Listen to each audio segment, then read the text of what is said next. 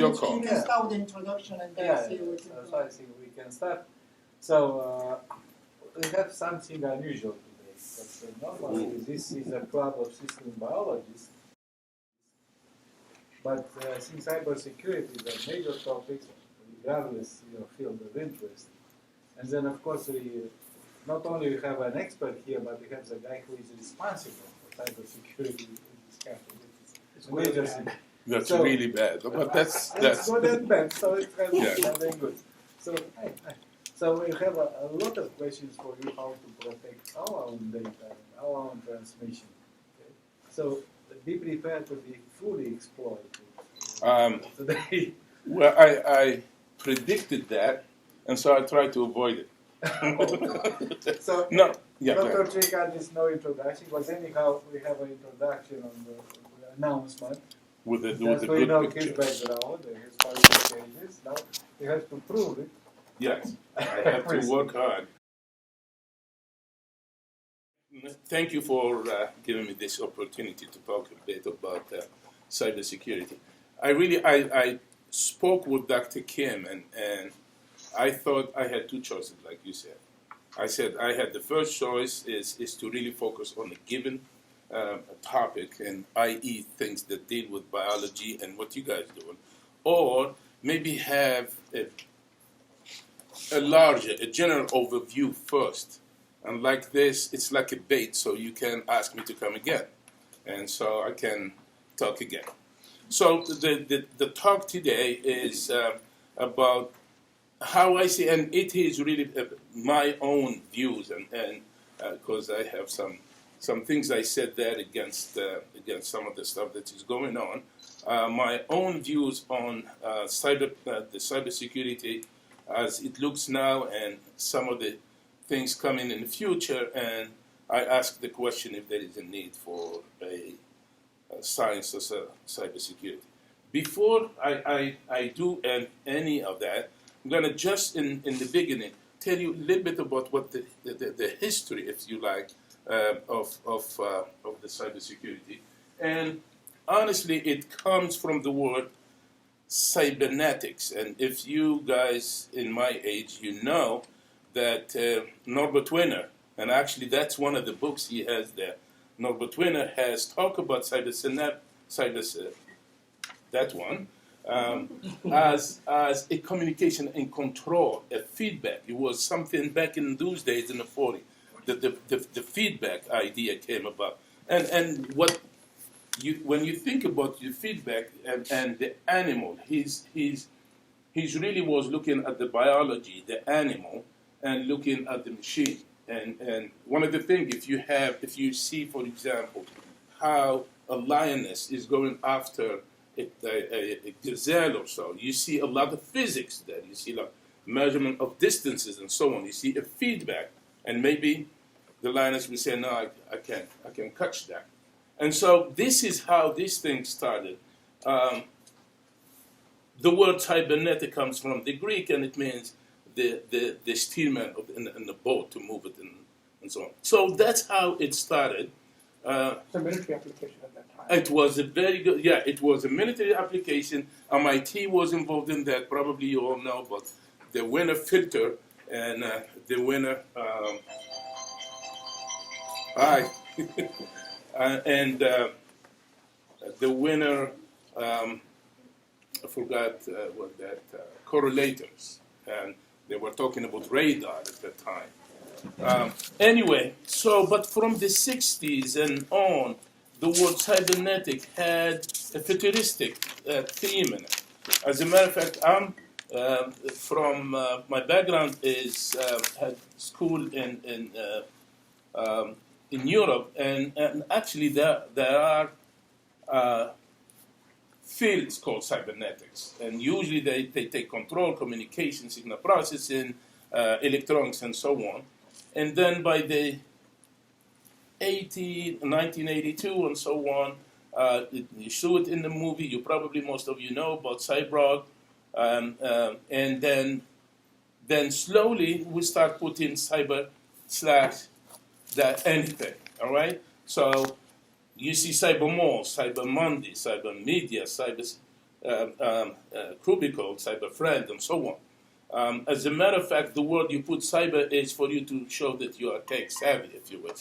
And so it was not really the cybersecurity that you would like to see. You take cybersecurity, put them together, it won't match. Then in about the 90s come another one, the E. So you have the E, but the E was easier. Email, e-commerce, e-currency. But we never say cyber mail and cyber commerce and cyber currency.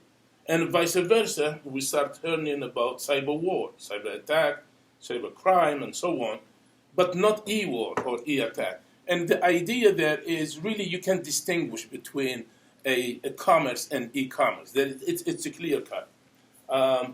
But unfortunately, E is kind of dying a bit, and more of a cyber. As a curiosity from me, I was looking also on security, and security actually is a field, all right? So people they are expert in security, and security in general is defined as a multidisciplinary, and the example are infrastructure, environment, crowded places, biosystem.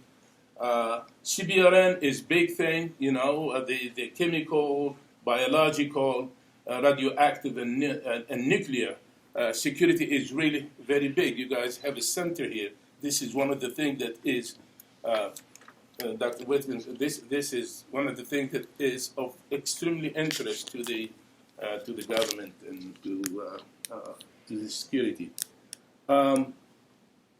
So from here, unless the word cyberspace is defined clearly, we still have a problem, what we call cybersecurity. And again, I went and looked into the U.S. national security, and I found some also funny things. Here is one definition. They define it as information security. Okay, so they are focused on information. What do you see there? You see there is not even a single word about technology, or not a single word about the equipment, shall we say, not a single word about the ethics and so on. That is part of the cybersecurity. Another one that got me very curious, here starts cybersecurity as vulnerability. Well, that's non-security, really. You do find it as cybersecurity as a misuser in a sense. That's not what is meant. And here again, now you look at the other side, and you see all of these are technical things. And you can, rather than call cybersecurity, I would say you are a system security engineer, or you are a cryptography specialist, or again the word cybersecurity doesn't meet all. And then you have the information, another definition, and again it's focused on the information security and so on. So what I decided, let's go from the beginning. Let's go all the pieces of the cybersecurity environment, and let's see if we can do something, get to a definition that makes sense. And obviously I started with hardware. Hardware security is really the thing I do. And actually when we say hardware security, I'm specifically talking about what is inside that. And so for a microprocessor will be a hardware security in understanding, or it will be a system on a chip like the one you see. Now, the problem in hardware security is that there are so many people doing that at so many places. So the IP, the intellectual property, who's developing it, where it is developed, and then who designed the ICs, and then who fabricate them. And as you do that, you see this type of vulnerability. This is opening for things to happen. So as you go from the design, for example, all the way to end of life cycling, you see these vulnerabilities showing up. I can steal the IP, for example. This is what you have in your head, and I can do piracy. There are many companies. Some of my students work as a lawyer, and showed that there are companies, especially in Asia and Europe, their job is to do just that, is to somehow steal your IP in one way or another. So as a patent lawyer, he's quite busy. And as you go through this, you see that either out of spec, defective, or even as recycling. Let me just give you the example of recycling here. And you see I got this from the Google, you can have it as a matter of fact. And you see the entire recycling cycle, and it goes from recycling that you throw your computer out and get in. Now, we're picking up only the PCBs, and then from there we take the ICs. That is, by the way, a PCB is a printed circuit on board, and IC is the integrated circuit. And from there, we kind of clean it up and fix it and resolve it. And really, here what happened. These may look like the real thing, but deep inside some of the U.S. military's most sensitive equipment are counterfeit electronic parts. A congressional review of just a sample of the defense industry supply chain found about 1 million bogus components. 70% of the counterfeit goods were traced to China. We cannot allow our national security to depend on electronic scrap salvaged from trash heaps by Chinese counterfeiters. And they were found in critical equipment. On a U.S. Navy anti-sub helicopter, the night vision and targeting system contained a counterfeit transistor.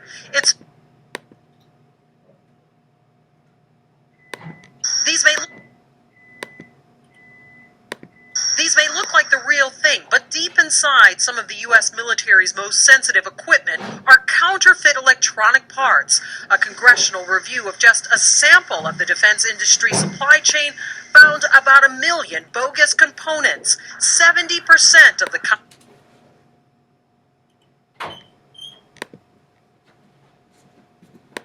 These may look like the real thing, but deep inside some of the U.S. military's most sensitive equipment are counterfeit electronic parts. A congressional review of just a sample of the defense industry supply chain found about 1 million bogus components. 70% of the counterfeit goods were traced to China.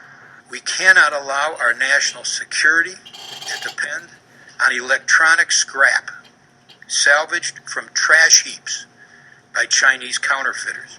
And they were found in critical equipment. On a U.S. Navy anti-sub helicopter, the night vision and targeting system contained a counterfeit transistor. Its failure could have compromised the pilot's ability to identify targets. On the C-27J military aircraft, suspected counterfeit memory chips were discovered. And on the P-8A Poseidon airplane, an ice detection module had fallen out of its socket. It was a big deal a few years back, and the Army found out, the Air Force, that some of this defected, some counterfeit, were being shown in military equipment. And so that was a really big deal. And the counterfeit, as you see, they, of course, blamed China, and then it was Congress, and it was a big deal there. I wish we can hear it, but anyway, to make a long story short, this is, and now the question is, how is this done? And again, here in another video that kind of show you a little bit of how it is done. These are the PCBs that you get, and now you see this young lady is cutting and getting the ICs out of it, and you see after that, that will go. And so for the sake of time, I'm going to just move, whoops. Okay, I will let it go. So for the, you will see a little bit later on that there is another person who will just try to scrap the you see there's tons of this circuit that's sitting there. Okay, and they're taken, and then you take the gold out of it, and you take the ICs out of it, you start to clean them up, and then put them somewhere and send them back. And then it goes into something as new. Now, I am politically weird man. So there are other ones. I just showed that because I didn't know the audience, but there are other ones. By the way, this lady, she is going to be sick, because that's not right, right? Because she's going to inhale all of this. And so another one, terrible one, in Ghana, what's happening in Ghana. And you see little kids getting all these smokes and so on. So anyway, that's... So if this were done properly, so to speak, would there be some positive aspects? The only thing are the things that are wires and things like that, okay? Now, it will be very hard to identify an IC as a good one. And they have a lifetime. Sure. Okay? There are things happening there, and they are doing the right way. I have a movie also that shows how it is done the right way. And when people are covered, and it goes through like the opposite of what you do in material lab and so on. And then you could in principle then sell these things as used like you now use cars. You could. Well, the key word there, the key point, and I'm glad you say that, money. It will be very expensive to do it your way. For $2, I can get everything. Okay? Now, these are some of the things that you would see, and really until 2004 or so, if you look at the data you see by 2007, people are publishing and work is going on in hardware security. We got to it when we had, and you see that Missile Defense Agency, so it was a Howard graduate who called me, and then it was 2007 and so on. And since then, we've been working on trying to figure out how it is counterfeited, these parts. So this is some of my former students. Anyway, so here is some of the example. I'm going to very, very quickly, some of you probably know that. This is the guy who built the small camera that he put in Xerox machine it was in, I forgot many countries where the Soviet Union had big embassies. And so they put it there and copy everything. And a repairman would come every now and then to repair the thing and take the camera, of course, and everything in it. So this was example. But another example, I'm sure you heard about it, and it's called the kill switch. This is apparently a problem that has in the war between Syria and Israel, and there is a lot of talk about this. And there was a piece of hardware that is put, and Israel will call it, and it will react and make the radar, the Syrian radar, as blind, essentially. But the other funny one, in 1991, a clone was put in a printer, and that printer ended up in the Iraqi defense, and the Iraqi defense was scrapped, and nothing had. After that, they couldn't do anything as far as communication, etc. A printer, and so you can read all of this story. The idea about that, behind that, is you try, when you are building these circuits, to put a Trojan, to put a circuit. And that circuit can do a couple of things. Number one, can get the entire system vulnerable to now the regular attacks. Or it can do some damage to the circuitry. If you get a chance, you can look at the IEEE spectrum. Some of these data are a little bit old. Thank you very much. I'm old too. But if you get a chance to look at IEEE spectrum and it said fake and or some other places there, some other literature, you will see some of that.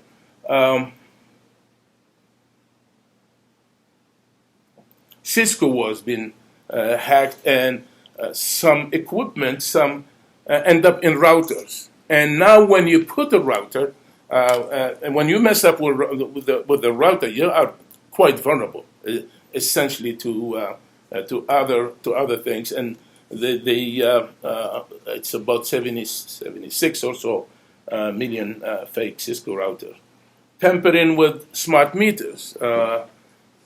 There's anyone who's doing energy and etc. You can use that tampering with smart meter and that end up in a loss of $1 billion or so in theft, okay, electricity theft and things like that. And fake Cisco routers, you mean Cisco didn't produce them, but somebody put the pilot components and then marketed them as Cisco? But actually some of the parts I'm going to show you come from China already, or come from other places where these were fake. And so that's what the problem.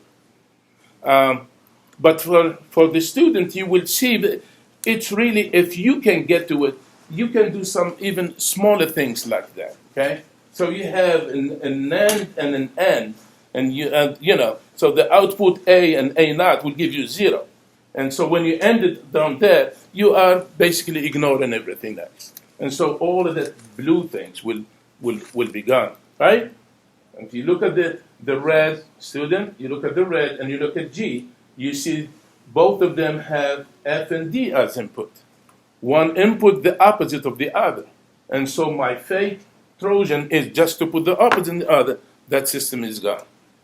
Okay, so this is one of the way. This is not stuck at fault. For those of you who are have done, VLSI, so this is not that type. This is you put it there, you put it forward, and then if you time it, and this is simple one. If you time it, you can do different things. The other one is essentially you add in some hardware to it, and by doing that you introduce noise, delays, you're messing with the temperature, etc. Very quickly, I know, and when I get to this, I have to stop and do something that Dr. Kim is looking at me. He said, "Man, come on, move." So these are some of the other example of attacks. One gets the new one, very exciting research topic, is to get the secret keys in cryptography. It's really very, nowadays, a lot of research work is doing in that. The so-called side channel attack by power, timing, and electromagnetic analysis. You can do it by simply looking at the electronic devices. The example is the drone captured by Iran. Or you can, just like I show you in that video, simply counterfeit it, clean it, and change it, etc. So when we were doing this kind of experiment, so I think Texas, since I forgot, the company gave us a lot of fake ones, okay? And so there is one of this, and we trying everything, and this student, person is really bright. I decided to open it, and there was nothing. So that is really fake. I was talking about IEEE Spectrum, that's the magazine there. But it can also be very dangerous and things that relate to you guys doing. And the problem with medical devices, and I hope you invite me another time, I wrote a paper on that. The problem is now you get in a medical device, the computation is cheap, there is not very much going on in term calculation. And now if you put a security, you make it very expensive. And so people have decided, okay, so what is it that I will do? And this is a problem when you may end up with about life, losing a life, or thinking about the money. The idea of the money will come back. You all know people have, at one time, in the other century was a lot of talk of smart cards. These are, I don't have time to go through them, but these are places where you see smart attacks also have been hacked. Also have been hacked the RIFP, the thing that make you know how many cows and how many things you have in Walmart and so on, that also has been. This is a true story. As a matter of fact, if I have, let me see if this would work. Yeah, So this young man received his Ph.D. from here, actually from Texas. Let me, here is good now. Oh, yes, he received a PhD from UT Austin, went back to China, worked with Motorola first, then went to the university there. Now, China gave him a lot of money, and he was really a big person there. And in 2006, it was revealed that he faked this shit. The chip that he has was faked and was copied, stealed from a design from Texas Instruments. So this is the case of an IP hacking, if you wish. Okay. Now, to answer your question, Anil, this is what the problem is. Okay. You are designing a system on a chip, and there are many countries, many people are involved in that. And that's a big problem. Now, on the other hand, it's money. It's cheap. It's better to do it this way. Gets quicker than the market. On the other hand, it's a problem. Finally, cryptography is something I've been playing with and working with. And you see, look at capital P is a text. Capital C is another text. You take a text. This is easily, by the way, hacked. You copy a text. You make a change. You have a function that takes, for example, do not tell anybody to make it UMF and so on. And you think you're fine because the other side has it. Well, there is a problem. The environment is hostile. Someone can pick it up and figure out how to get it. This has been done a lot of time. And cryptography has evolved into now very, very sophisticated things. That is the hardware. Okay, so we put these things and build the routers and things like that. And now we go to the internet, and you've probably seen this, that something used in all books and so on. Internet has two things. It has nuts and bolts, what we call, and it has the stack of protocol. And everywhere there is a connection there, you can see there will be a vulnerability people can get you in. Okay, I'm not going to go through this. You all know that. This is the stacks. And if you do an application, I can attack at the level of application, at the level of a network, and even at the physical level. And as I just described, at the level of hardware. And so what do you do with that? Well, the first thing you do is you kind of plan some basic, and this is important things. I'm going to call it network security for a lack of better word, but these are the three people have the CIA triad. People had thought at one time that they were orthogonal. In other words, any event happen can be described in them without ambiguity. It turns out it's not. What is confidence? But that word, you can read it. And essentially what it means is if this is your data, you're the only one you can get to it. Integrity, if you want to change it, it's you can change it. Nobody can else. All right? And availability, that when you want to get to it, it is there available for you. Okay? To do all of these things, you need all of these things and more. So you need cryptography, integrity, authenticity of a message. You are securing the email, securing TCP connection, the wireless LAN connection.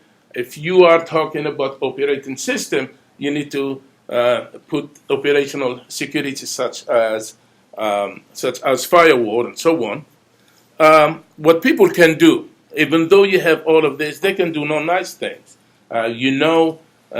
Probably you all know all of this. Is drop-in, insert messages, impersonation, hijacking, deny of service. That's when the computer starts being slow and doesn't do anything because you keep it moving. You give it some garbage to work with, and it doesn't get to the right things. And you are familiar with this term. This is a terminology that is used. I honestly, when a student asks me about what this means, it's simply these are programs that gets into your machine and then they try to destroy your data or make money and so on. And then if you really get me to say what they do, I use biology. Are you familiar with this? Okay, this is a parasite that well, let me put it on YouTube so you see it. You see that rat is not afraid of the cat. And that's very important, right? And why it's not. When a male rat senses an attractive female rat, the amygdala region of his brain lights up with neural activity. The amygdala also produces stimuli related to fear. The toxoplasma parasite manipulates this neural pathway.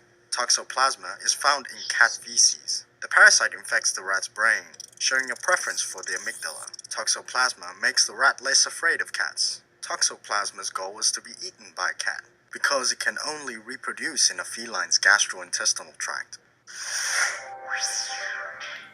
Okay. Essentially what happened, the parasite gets to the head of the rat. The rat is no longer now afraid of the cat, goes to the cat eats the rat. The rat is in the stomach, that's when the parasite because that's when the parasite can reproduce. That is a real good hacking. So I said to students, if you don't, so let me see here. So then the cat's not afraid of the dog? I wish it was that. Now I know I talk too much. This is off the record. I don't like cats. I had cats, and that cat, we call it Snow White. She hated my guts. She'll be stretching on. No, I'm serious now. She'll be stretching on the couch. As soon as I get in, she said, "Look at this. He's here now," and she leaves. I open the doors, the dog leaves, and she sits there. But one day she left the house, and I was, yay. Went to Starbucks if you want. So that's the part of, shall we say, the network. So you saw that's the part when the software and things like that happen. And so now what? Well, now you get to the landscape, you get to the companies, you get to the people, right? And so let's take a look at that. And so let's start with the corporate environment, first of all. On one hand, you have the executive. They don't have time to talk to you about technical. You have the board member. They need money. They need you to produce. You have the staff who are really very worried about attacks. You have the technology that is very complex and diverse. And then software. And software is, the longer there is actually a math formula. It's not quite, do you know that formula, the number of vulnerability per X line of code? Yeah, there is a formula like that. And so for maybe 10,000 or so, you get 1 or 2.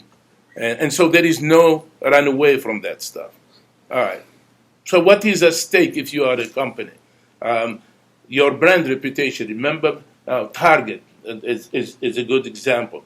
Your loss of revenue, increased scrutiny, you get penalized. And then there is another very important problem, the problem of who is the attacker. And the attacker can be internal, can be somebody from the company, and I will give you an example a little bit later, or can be external. It can be a group, and as a matter of fact, it can be a foreign nation. There is right now an article, and people are expecting hacking for the Olympic Games 2020. I thought the hacking was with the election. Now it goes to the game. So who knows? And so how you deal with that? This is what I call a wetware. So there is a hardware, software, wetware, the human. And so you manage it. And typically, if you look at any management of a organization like this, you typically find a manager and you find 3 groups. You find the monitoring, the auditing, and the controls. And they call them technical operation, review and compliance and standard and architecture. And with these, you find also strategies. You set up strategies. Policies, that's for people. I was talking a little bit, not too much, about standard, but they are, example, the encryption standard. And then there are for your own, the baseline for your own technical specific. Window, for example, how you configure window to be secure. And then based on that, you put a plan. Now, this is at the enterprise level, but then gets another top one and gets the government level. And you have all your usual agencies, and it goes from the top one first for obvious reason. But even when you get to the DOE and other agency, you will have these groups that is called the cybersecurity groups. And so what do? They develop plans. Here is an example of a plan that I got, the last one. And the plan here puts critical priority. And for us here at Prairie View and as in a institution, there is really one priority that is important to the government, and that is awareness and training program. And so as an institution, we need to do more training and certification, and essentially, beside the research you do, it is a priority that you develop skills worker. My criticism of that, and many people, they do that, as soon as you avoid regulation, the plan has no teeth. And nobody, why should I do it? So company ignore it. The other thing is also, there is a lack of giving information to the government. If I am a company and I get hacked, I don't think I'm going to tell you who hacked and what hacked and all of that. And the economy comes again here. It is always with the cybersecurity, the biggest problem. Company thinks that it's not worth it because they're going to spend more money than they are making. And if it gets to that point, try to limit and try to just, if you can manage the risk, you're good. Try to do that at the lowest level. Anyway, so the first summary is you really have to define the cybersecurity when other term as opposed to security of that and so on. And the one now, the used one is now, it's a technology, a process, and a practice. All of them designed to protect computers and so on and so forth. And that is a good working definition if you are getting eventually to talk about whether science should be involved or not. Let me see, how much doing time? 10 minutes. We got 10 minutes. 10 minutes? Yeah. Man, I've been talking. See, he scared me a little bit. Am I allowed to give a joke? Never mind. No, I don't think. My students, they boo me all the time. Never mind. I have a couple of them. So the cybersecurity roadblock that now exists is, of the problem, really there is no metric to measure security or insecurity. Internet is international and really private company-owned infrastructure. And as I said, it's always this cost that comes in the game. Do I do it or not if it costs too much? Nobody will lose money, then the idea of a business is not there. Now, there is a hype with everything else, and I'm going to talk a little bit of that, and then I will get to some other points. And the phase change. This is when water moves and becomes ice, and that's in chemistry. That's a phase point. And so there are some things like this similar, and I try to let me go through some of that. So first of all, and now we're talking from now, moving on, it is the information infrastructure. You cannot do nothing without it. So internet is here, and here is to get more complicated. And because it takes everybody, individual, private, government, and other infrastructure, you name it, it is now connected with the internet. These are some of the things, and what the personal communication is and business transaction, information access, and so on. And our dependence on the internet is only going to increase. And really, the fundamental way how we do work is going to be increased. This is a cartoon. I like comics. This is how it used to be when I was back in the day, previous century.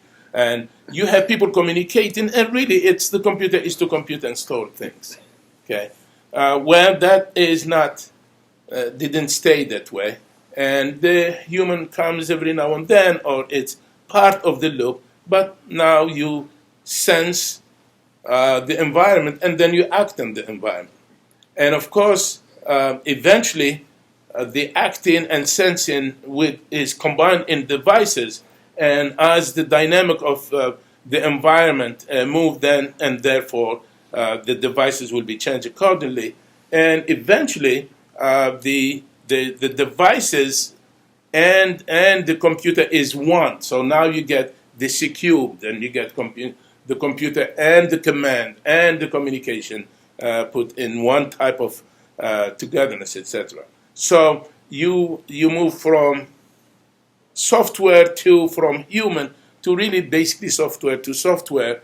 You get to full automation and the integration of control, computing, and so on. We get in again into more of the age of internet dependencies. There are about, and these are big numbers, 40 trillion. That 40, and how many zero after that? That 4 and 10 zeros. That's a lot. You go to the, let's see, if you go to the sun and come, well, probably you're not coming back, but it is probably full time. Yeah, going to the sun and so on. Don't go. Right now, the world is about 7.6 billion, and we have 40 trillion of email. Now in 21, it will be 11.2 billion. We already have 4.2 billion users. Back in the good old days, in 1991, that's when the first web site was created. You know the story about the www and all of that stuff. In 2014, 30 trillion, and trillion with a T. Now, we have not even started with IoT. That is, those are, now you're talking about things. See, the internet will be between a human, and yes, that, but now things will be talking to things. And now we're not going to that. When I did this, and this is a few years back, Cisco has estimated in 5 years, so probably about now, 50 billion devices will be connected. Ridiculous, right? If you remember, it was in the news some years ago, 5, 6 years ago, there was a small company that was bought by Google. And the reason this company was bought for 3.2 billion is they built a device, a thermostat that is connected, that can be connected to the grid and to other control system in the house. Just for that, Google jumped on it, and that tells you what is coming on. Now, there are everywhere, just add the word smart, and they're probably here. Smart car, houses, refrigerator. I don't know. Why would I need smart refrigerator? But they are there. And it will be physical system making the decision, and communication will be rarely with a human, will be more communication, cars and cars. There are some conferences on security of automobile. If you get a chance, go and take a look. And they're talking about now the possibility of car hacking other cars. And so that is not very good to have my car being hacked by another car and I can't do nothing. So there is this fear, there is this ripple effect that I would call of misunderstanding. People, they it's not me. It's it's you. You are part of it. And the first one of the insecurity, people do not know how tough and how this problem is going. Do you know this is again a few years back? that every second 9 new malware are discovered. These are 0 days. So these are things that there is no cure for them. People have not realized them to fix them. Now, with the cybersecurity, the problem is that only one person need to be smart. The first person who puts it, and once it is there, you can get it from the internet, or you can buy it, or whatever. So those malware are there, and as a matter of fact, there are books and there are even companies who will give you a certificate. They call it a ethical certificate of ethical hacking. So back in that time, 97% of Fortune 500 admitted they have been hacked. The other 3, they were, but they didn't admit it. And 70% of medium and small have been also hacked.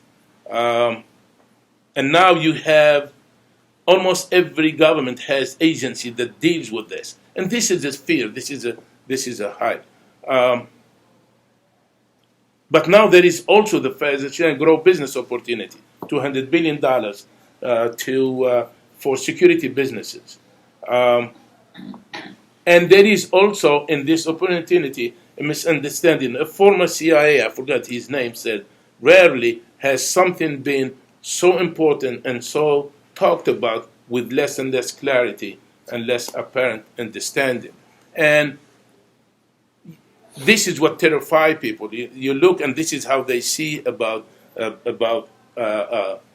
security. There is a very good book, and I took some of this information from it, by Peter Singer. I don't know if you're familiar. He's one of the top writers, and he called in his book, Is this the sign of cybersecurity or cyber insecurity? And this is the point he's trying to make.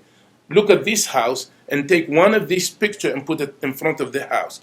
If you have the house you are in and you see the guy with the gun, you know what it is, and you may call the police or so. But when if that is the kid, you probably said that just kid playing.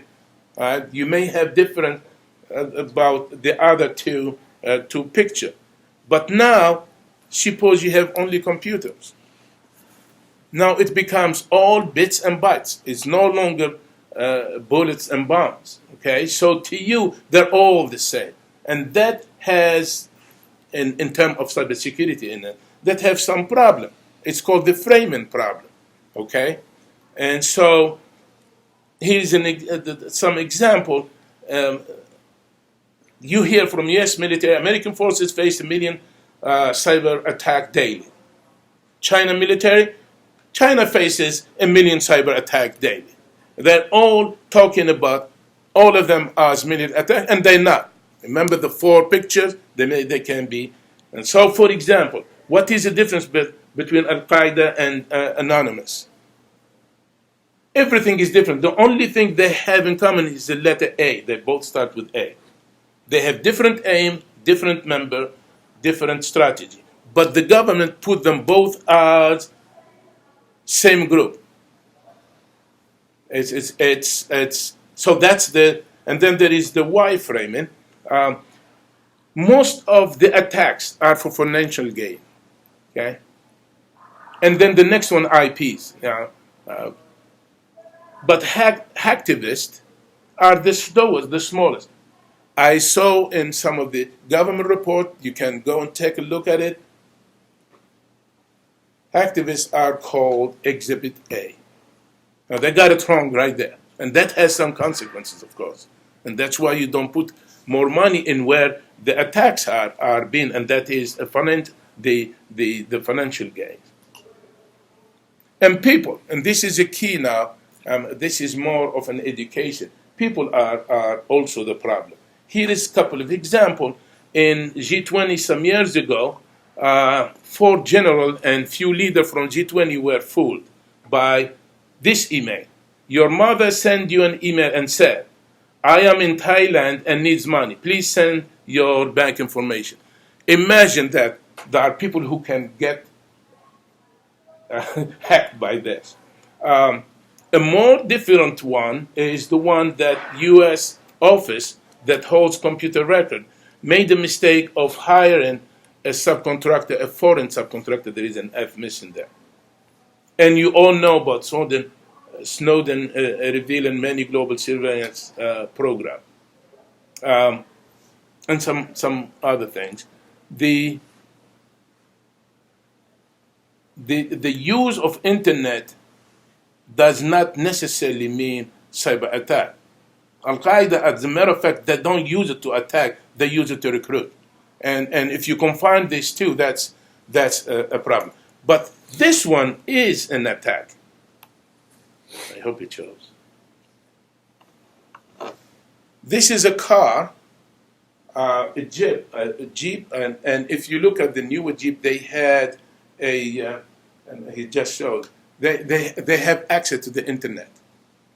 Now, these two guys, what they did, they wrote a code, get through that access to the internet, and actually they took the car. The car did not belong to this guy. I wish we could. This is the maximum here. I wish you could see it. That's the connection. See that? And through that, he no longer uses it. It's not fun to have your 2-ton SUV's brakes hacked just as you're parking in front of a ditch. Okay, hold on tight. Hold on. Oh.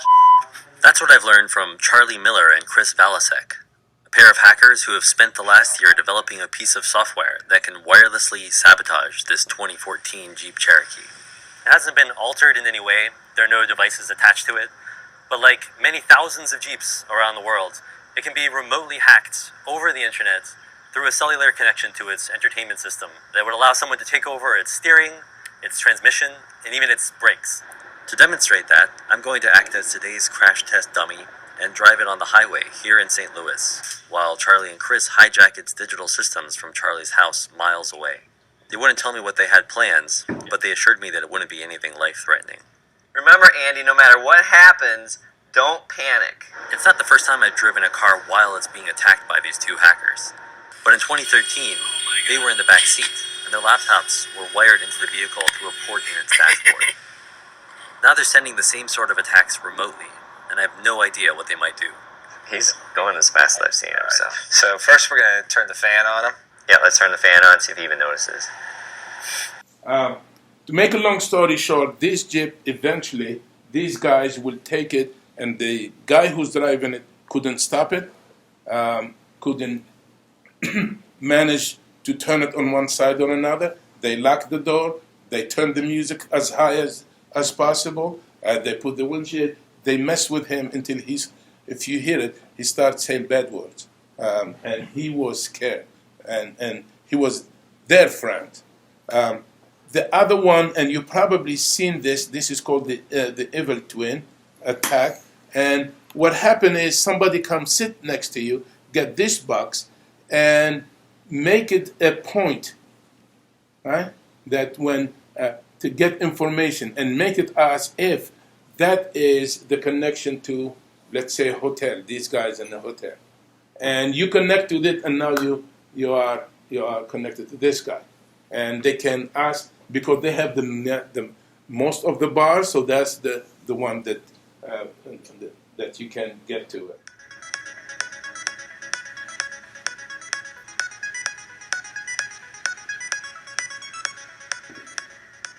So Andrew, now we're doing this sort of evil twin demonstration, and I'm in a hotel, and I want to access the Wi-Fi, and I go to my computer, and I see in this little box here, oh, here are all the Wi-Fi access points that are available to me, and one of them is called typical hotel Wi-Fi. Sure. So I click on that because it's got a lot of good bars, and it looks just like the hotel I'm in. Well, looking exactly like the hotel you're in is exactly the point of the evil twin attack. So the attacker creates a Wi-Fi network that has the same name as either Wi-Fi networks in the area or a Wi-Fi network that they know you've previously connected to. They make their signal stronger than all the other networks in the area, so you're more likely to connect to them. And then once you connect to them, all of your internet communication passes through the attacker's network, through their computer, so they can monitor and modify any of your communication. So here it's asking me for, my email address, my password. They're able to see all of that when I enter it, but more than that, purchase purchase access for $5 for 3 hours. If I purchase it, I've got to give my credit card, right? At which point they have my credit card, expiration date, CCB code.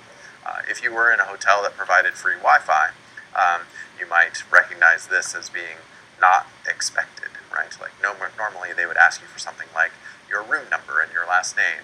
That's a very reasonable request. But in this case, they're asking you for payment card details. And if you're expecting free Wi-Fi, at that point, you should probably give the front desk a call. Again, we don't have to. This is the most striking. I don't know. Have you heard? Anyone knows StackNet? Yes.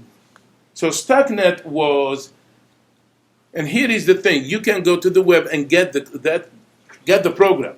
So StackNet is someone who had a USB, plug in the USB, and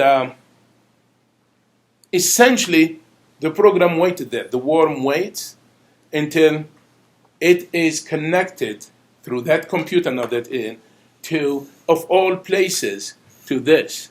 And this is where really is very, this is a programmable logic controller. Okay? And so this one, it's really very interesting engineering if you go, oops, what did I do? It's a test to see if we can withstand the attack. Well, I can't. Okay, Doc, I lose. Okay? Cyber fruit attack. I lose. With me, you can attack me anytime with cyber food attack. No, I'm here, you don't know. Oh, that he is. Okay. Okay, so essentially, to make a long story short, the idea this malware end up by what you see there. So you can read all of that, but the idea is blowing up those centrifugal system in Iraq and in Iran. And as a matter of fact, it took the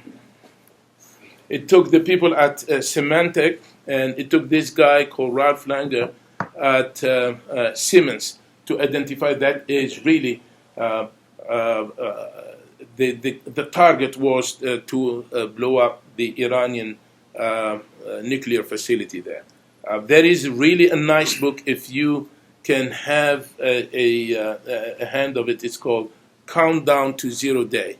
It's by Kim Zetter. And it talks a lot about this. And there are movies, I hear there are movies about this also.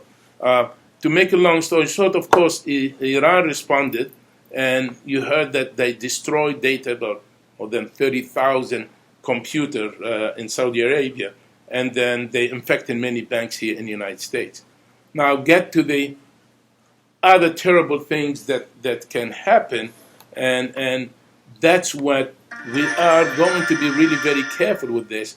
If you have read in 2009 about one of the largest power station in the former Soviet Union blew up, and people have shown that you can do that with hacking. Unfortunately, you see, fortunately, this was not. It was a mistake of maintenance. The point I'm trying to make here is that this thing can happen, and it can be without gun or without bullet. And so, I'm going to move here. This is what happened. This thing went up the air about 50 feet. This is a huge turbine. This is something that you can do this with bits and bytes. And that's the thing. As a matter of fact, and again here, this is my opinion, I don't know why, United States, DHS, I'm sure that you have it, they try this on a generator. Here is an example. And just, and I think it was 3 seconds or 3 minutes. This is not real time. But you see this generator. This is in a Idaho National laboratory. Beautiful place if you go and see it. Let me see, is it here? Let me see if this is a, I don't know if I can, is it playing? Okay, and you see already, see it's starting there that the effect of the virus had started, and now you will have a full view of the damage.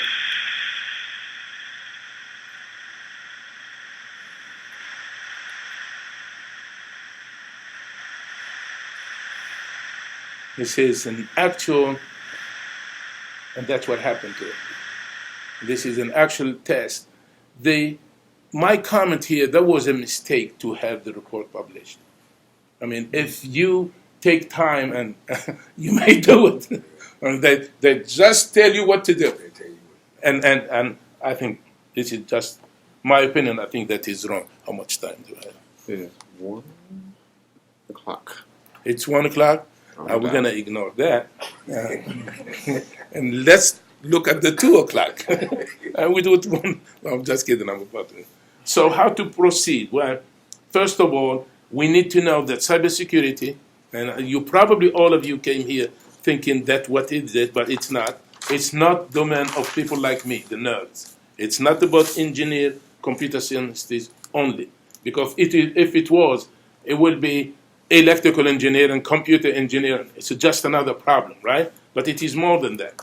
It takes the human, it takes and everybody else. I think there is a need also to proceed to focus on education and to focus on awareness. To be resilient, I'm going to example. There is a guy who started this cybersecurity science. One of the things he uses a human body, and thinks of the human body. There is a huge number of microbes, but we have the skin, our first defense. There is a place where most microbes reside in your stomach. There is a rib cage to protect the most important organ, and so on. So he's using these kind of things to get you to build this science. Communication. I made this. I need to clean that there. Communication between senior management and security staff and so on. And he suggested something like the CDC, for the World Health. It's a place where these things are being used, are being tried, are being just like CDC. And then he suggests about the hygiene. Yeah, washing a hand is basically as synonym to have a good password. So the microbe doesn't come to you. 1, 2, 3, 4, 5 password and so on. These are not good.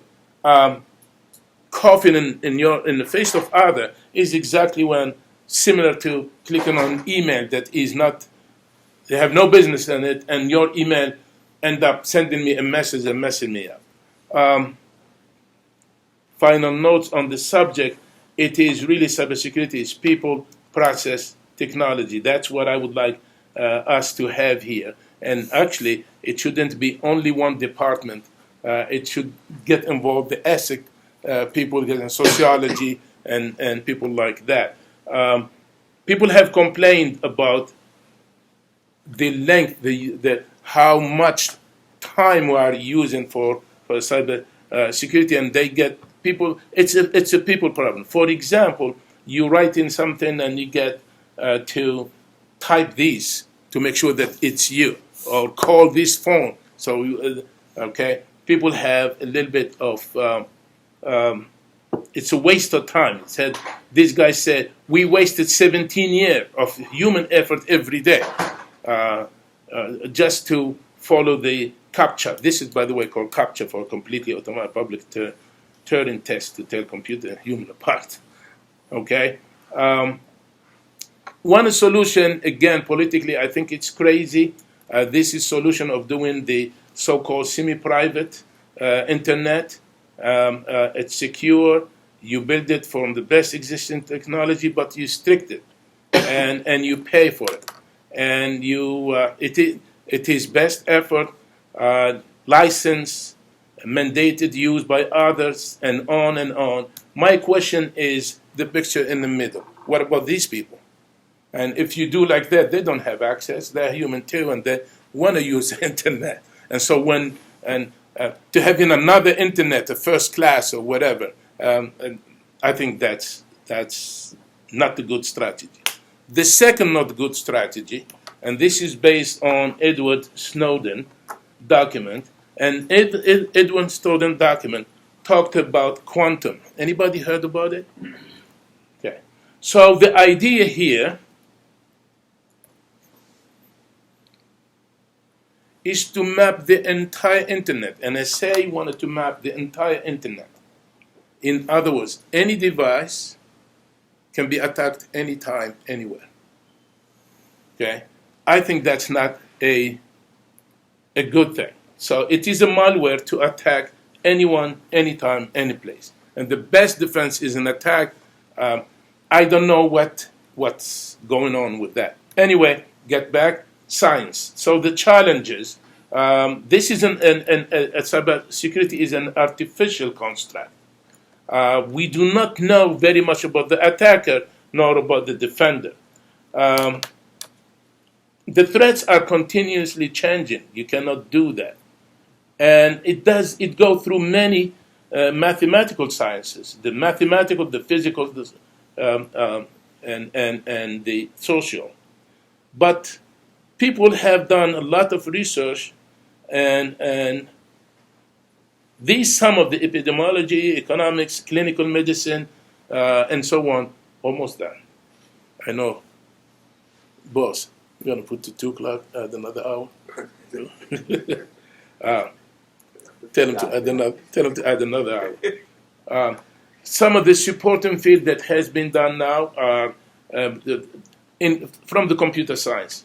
And model checking, cryptography, randomization, that is throwing the data into different variable,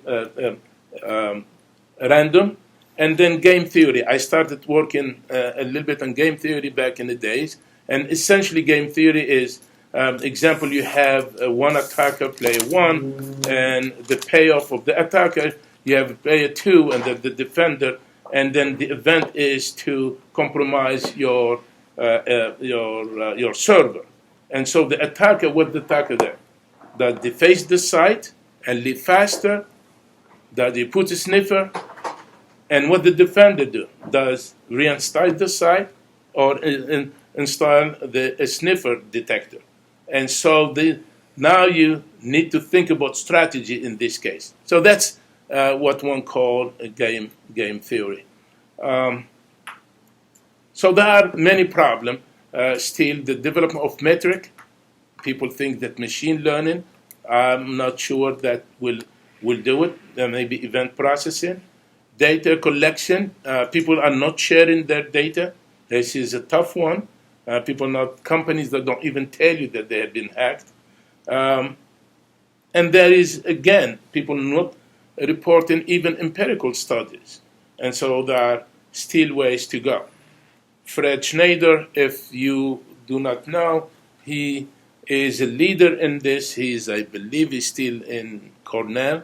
And he assumes, this is his approach to the theory. He assumed that you build classes. So you build a class of attack, class of defense, class of policies, and then you ignore CIA. You ignore this confidentiality and so on, but you use what you call the trace property. You use safety, and it is meaning no bad things happen, and liveliness. Some good things happen. If you use that as opposed to CIA, he believed that this is a better tool. And then the measure, like you said, is still in there problematic. Cryptography, but there are people who say, if you think cryptography, you solve the cybersecurity, you don't know what cybersecurity is, you don't know what cryptography is. And, I usually do this. I'm done. This is the chicken presentation. You won't hear it. It's fun. This guy say chicken throughout his presentation. But I know you're going to boo me, so I'm going to pass that. October usually is Cybersecurity Awareness Month, and thank you. I talk too much.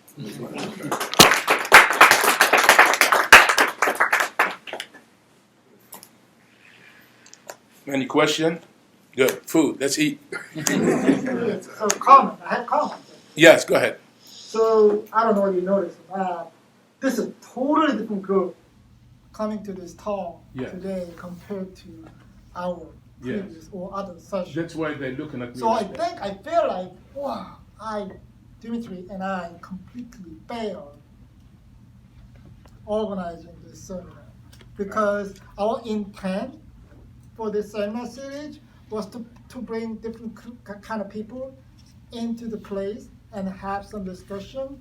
But depending on this talk, I mean, we have a complete one group of people, even students, welcome, coming this talk. But when we had previous talk, like computational biology, totally different group of people. I'm missing about big 10 or so people not coming to this talk. So I think I need to do, and Dimitri, you need to do a better job bringing in different group of people to the, I think cybersecurity has a lot of interesting aspect, even for the human health. Yeah. As you briefly mentioned, Internet of Things, public human data, public health data that we need to kind of protect. When we do this any research. So, I wish there are more people coming to this talk to listen to your insight about to be frank, since I was young, I am so scared of biology. It's another language, number one, and the question, how can be one single cell become two? That questions. I was young and I went to school and I still don't get it. How? Yes. So, for the younger people, it seems like life started with one single cell, prokaryote, and then it becomes eukaryote. It becomes more cells. Now, if I'm a cell and there is another, I'll eat it. I don't work with it. So what happened? Right there, I said, okay, forget it. And then the language, and then the way the science is done, it's very different. Yeah, but anyway, I hope I gave you some ideas, and I hope I can.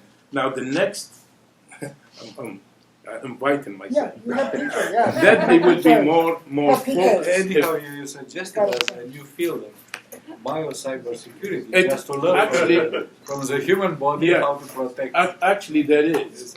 There is, and when I show you the cat, have you heard of, I think I have it here.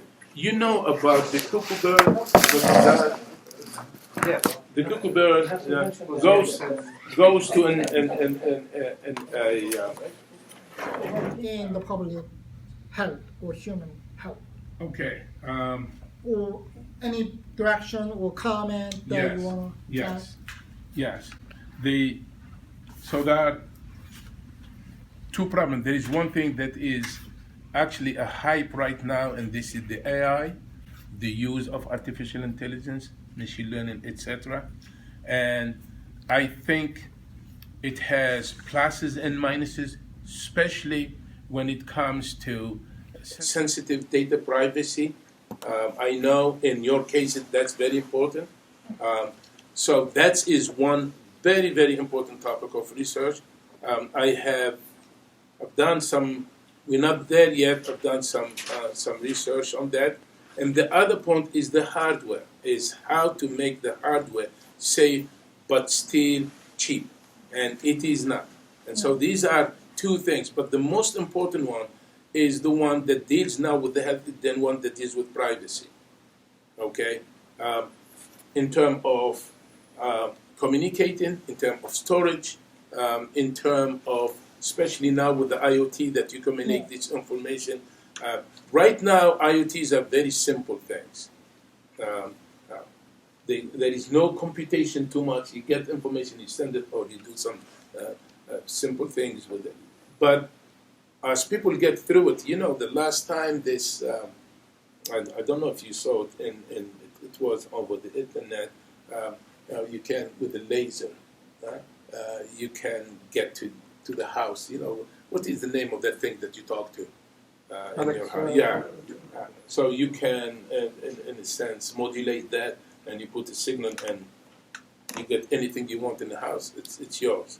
So it's easy to say. I don't even know her name again. Alexa, Ray. Alexa, give me this and give me that. But it is like everything. It's like a box. If you are in a box, you're safe. But you want to look outside, right? You want to put a window where people outside want to see you too. So you don't want to do that. You want to have a door to go out and so on. But to get to your point, besides the nice thing that you mentioned is to copying biology in cybersecurity. Look how the biology, how the biosphere deal with these things, and try to figure out ways to design cybersecurity. A little bit far-fetched. For right now, the major problem, as I said, is in the data, a transformation of the data from one point to another, and in the device, and that's what I'm doing. I mean, we can talk in detail about that. One of the way is to go. By the way, I'm working with Mark. Do you know Mark from philosophy? Anyone? And he's in ethics.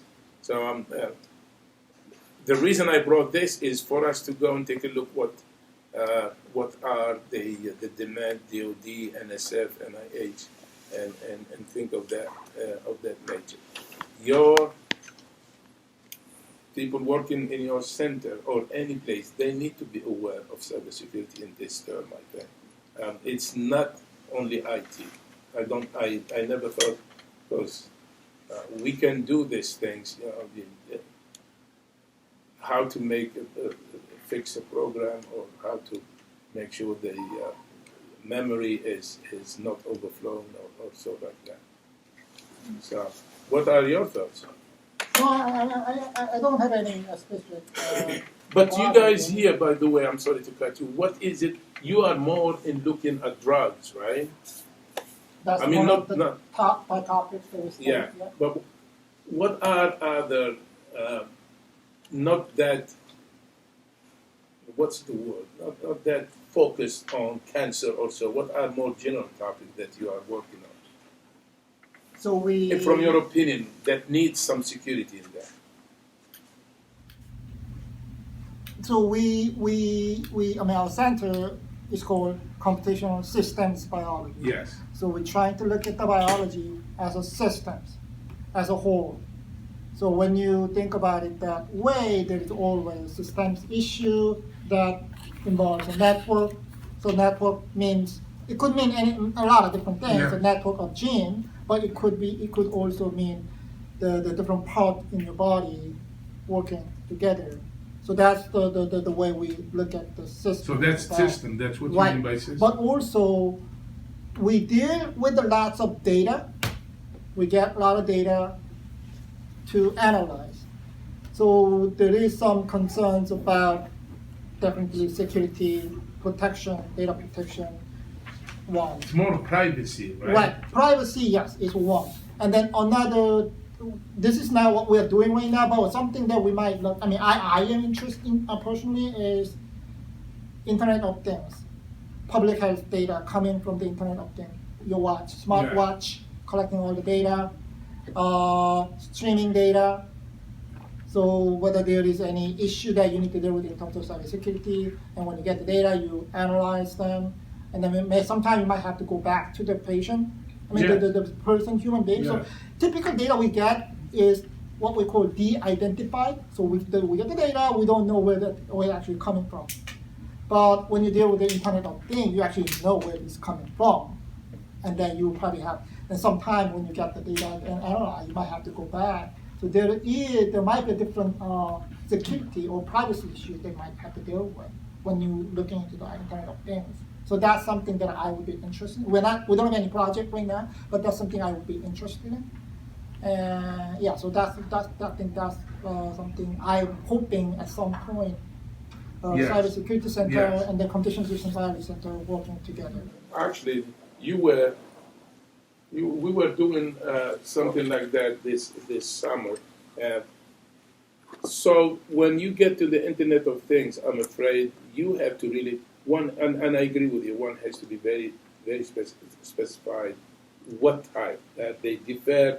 A thermostat is different from a watch. Let's say yes. And so we need to fix on that. I have not, but that is a good thing to start. I have not done any. Do you have data right now? Do you have something? No, I don't. We don't have any project. It's not okay. No, something that we can develop. Yes. I think it was yesterday in the news with the merger of Amazon bought the company that makes it makes. And it was discussion about FERPA, which is the federal rules about what you call it, our data. I mean, it is regulated by the federal regulations on sharing personal health data. HIPAA. Yes. So I think that's a very relevant question that is answers, because I think Google is buying Fitbit so that it can have lots of information about health and all the personal information that. But I think it's the question was, and the discussion was about how to use the data anonymously without revealing who belongs to. So I think that's where the question. Yeah, that's another question. And then another news related to that effort was, I don't know whether it's Amazon or Google. I think it was Google. Got a huge project from one of the healthcare system. And the healthcare system will put all of the data onto Google Cloud. Yeah, that was the same thing. So it's so Fitbit is one, and then the health system putting all of the data into the Google Cloud is another one. So now the question there is, who's going to access that data? Can Google do anything about it? Of course not. Of course not by the HIPAA, but can. So there was some issue, and the Google said they are not going to do anything. They know that the data don't belong to them, but it's on their physical system, the data. So there might be another vulnerability. I mean, whether someone can hack the Google Cloud. If something you have access to the internet, trust me, it's hackable. That's the bottom line. However, to get back to what you said, I think us here, and we're not yet, and the word is yet, hopefully will be, a powerhouse in cybersecurity research. Okay? So when we do things like that, I think my first, and this is for all colleagues to share their opinion, I think strategically, my first focus right now is developing students. And maybe we can use that as a subject. The thing is, we do not have enough, the critical mass. Right? You have a lot of smart people, but the critical mass, and all of them teach like 5 courses a day, but the critical mass of researcher in a fixed, well-defined project, we're not there, we don't have that yet. And so I agree with you. What we can do is look at one specific, very, very carefully defined problem, and not very general, because when we say data and data privacy and so on, we really cannot compete with Google and that. We cannot do that. But if it is very focused a problem, I'm all for it, and then I'm going to do my homework. We'll talk some more, yes. Yeah. I'm interested what the rest of the group thinks. But I think this is a good topic that you just mentioned about. This is a hot topic that basically having health information available on the cloud, and what the vulnerabilities, potential vulnerability for such thing to happen. As you mentioned, it's a matter of when, because hacking has been for even much more secure banks Yeah. and social security and credit, company that maintain the credits of people, Yeah. etc., cannot be as more secure than that. I think it's so the matter is like the vulnerability is there. How can we address it from a perspective where you can use the cybersecurity knowledge that you have and the biological health type of information or knowledge they know. So it's a merger where you can concentrate on, Yes. on a topic on this area. So, for example, one thing that I've been looking at is how can it, as much as it is now a very good subject, and people think that it is secure, hacking the key, hacking a cryptography key. People have steal hardware. They steal one and hack keys.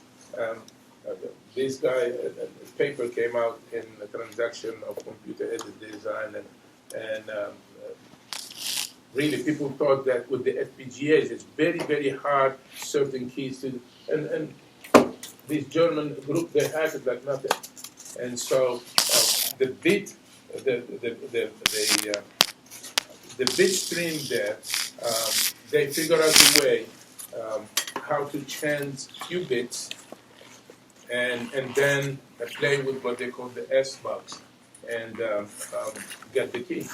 And now if you are doing the theory and you said it's 2 to the power 10 to the power 206, some crazy number like that, that's infinite years. So, but you're not going to sit there and do it brute force. So people want the back door and figure out a way. Okay, you have 256. I am going to get these kind of points, and I'm going to, a couple of bits here. I'm going to use that to hack the whole thing and use that to fool the system after that. So to get to your point, if we have data, or we focus on a certain thing, you mentioned the watch, etc. The idea is, what are the vulnerability is that? Is this the key is part of that? Are there other points that we can, but it can be general though.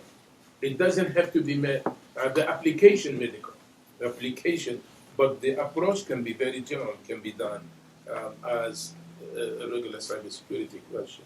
I am very much interested in the hardware security and getting to the device and how you make it, how you can design a safe device. It's still now the problem.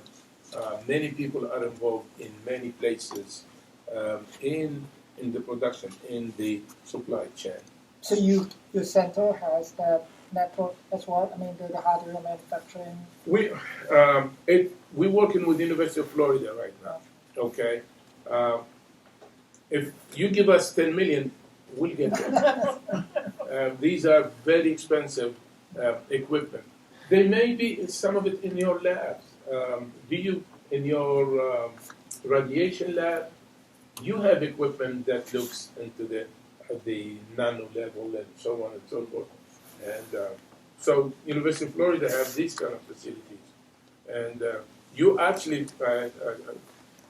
we went there, and you see essentially bits. You see the numbers moving actually, voltage and so on, but you see the bit streams. And the idea is how you can hack, how you can change it, or the number doesn't fit.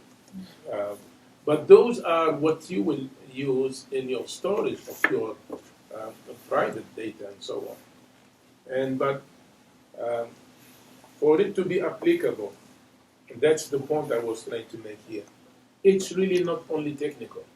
It's not only your data, and it's more than that. It's the money. It's a lot of other things. People can. I don't know. This was some years ago. They got to your phone through, I believe, Amazon or something like that. So if you have a phone and I want to get to it and you have all kind of security passwords or so, I'll go to the, actually it is on the web. If you Google it, they will give you and a nice voice. Oh, please, I forgot this, I forgot that. Can you give me? And all of a sudden you are in. Then give it to you. Mm-hmm. And technology cannot do that. That's a human. And a nice voice and please and so on. That's a human. Okay, I talk too much again. I thank you very much. I like the picture. Please keep it there. I like looking at it. That's me, young people. I was young one time, you know.